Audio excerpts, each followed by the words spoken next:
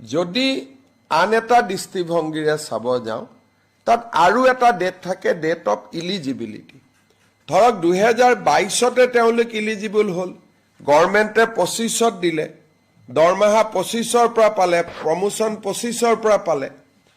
কিন্তু আজি কেবিনেটে সিদ্ধান্ত লৈছে যে তেওঁলোকৰ নেক্সট প্ৰমোশ্যনৰ কাৰণে এছিষ্টেণ্ট প্ৰফেচাৰ এছ'চিয়েট হ'ব, এছ'চিয়েট প্ৰফেচাৰ হ'ব, নেক্সট প্ৰমোশ্যনৰ কাৰণে আমি ডেট অফ নটিফিকেশ্যনটো নাচাওঁ, আমি ডেট অফ ইলিজিবিলিটিটো চাম। যোগ্যতা যোনদিনাখনৰ পৰা তেওঁলোকে প্ৰাপ্তি কৰিছিলে, ফলত কলেজৰ অধ্যাপক অধ্যাপিকাসকল ভিন ভিন দিনত যোগ্যতা হৈছিলে, কিন্তু আমি একেটা দিনত সকলোকে প্ৰমোশ্যন দিয়াৰ কাৰণে তেওঁলোকৰ ইলিজিবিলিটিৰ পৰা কাৰোবাৰ এবছৰ পিছত পালে, কোনোবাই 6 মাহ পিছত পালে, কোনোবাই 3 মাহ পিছত পালে, কোনোবাই 2 বছৰ পিছত পালে।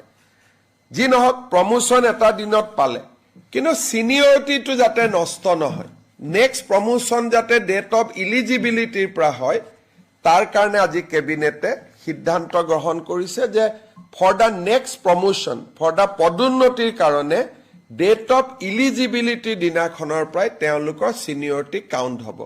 অসম কলেজ শিক্ষক সংস্থাৰ এইটো এটা দাবী আছিল, কেবিনেটে আজি তাক অনুমোদন জনায়।